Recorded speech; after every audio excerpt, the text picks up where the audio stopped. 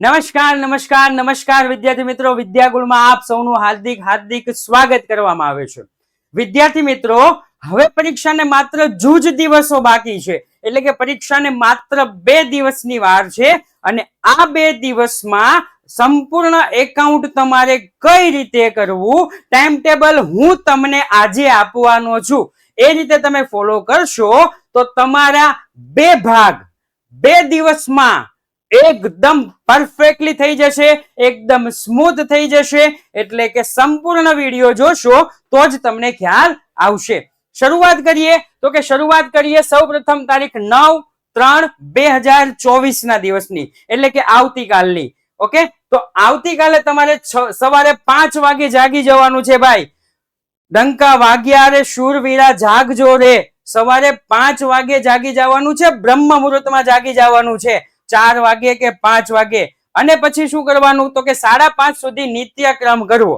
5:30 સુધી નિત્યક્રમ તમારે જે પણ હોય એ બધું તમે સમજી શકો છો. તમારે શું કરવાનું હોય, 5:30 થી લઈ 8 સુધી ભાગ 1 નું ચેપ્ટર નંબર 1 અને ચેપ્ટર નંબર 2 કરો.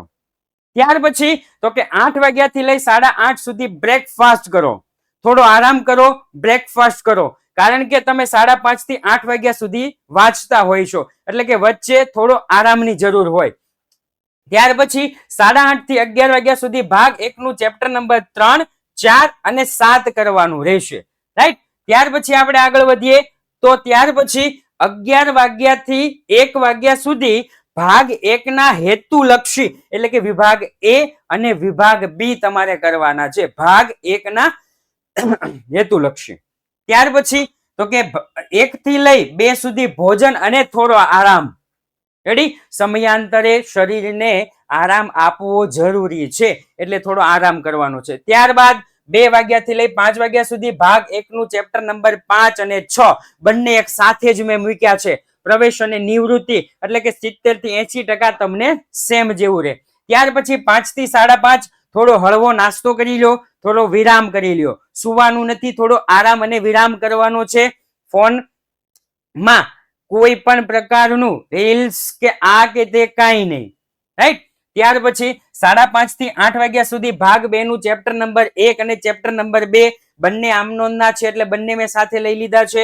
ત્યાર પછી 8 વાગ્યાથી લઈ 8:30 વાગ્યા સુધી રાત્રિ ભોજન કરી લ્યો, થોડો સમય વહેલા રાત્રિ ભોજન કરી લેવું. ત્યાર પછી 8:30 થી 11 વાગ્યા સુધી ભાગ 2 ના હેતુલક્ષી વિભાગ એ અને વિભાગ બી કરવાના છે, એટલે કે ભાગ 2 ના પ્રશ્ન 1 પ્રશ્ન 2 સ્વાધ્યાયના કરવાના છે. આ ઉપરાંત થોડી થિયરી પણ તમે વાંચી શકો છો. 11 વાગ્યાથી લઈ 5 વાગ્યા સુધી આરામ, એકદમ આરામ.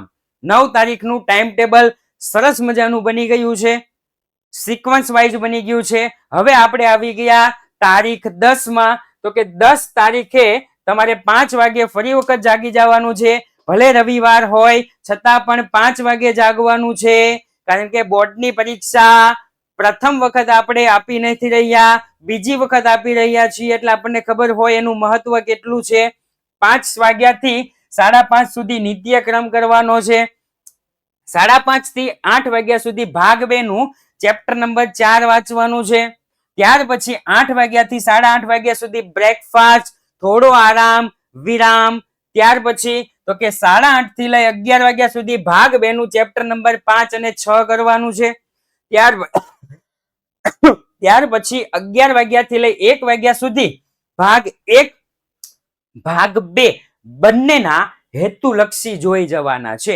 ભાગ 1 અને ભાગ 2 બંનેના હેતુલક્ષી કીધા છે, કારણ કે ગઈકાલે આપણે એક વાર કરી નાખ્યું હતું, એટલે ફરી વખત કરવાના છે.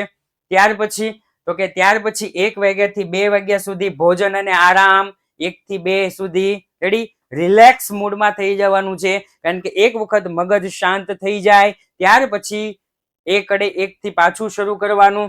ત્યાર પછી 2 વાગ્યાથી લઈ 5:30 સુધી ઘણાને બપોરે સુવાની ટેવ હોય છે, એ બપોરે સુવાની ટેવ કાઢી નાખવાની 11-12 દિવસ માટે. રેડી.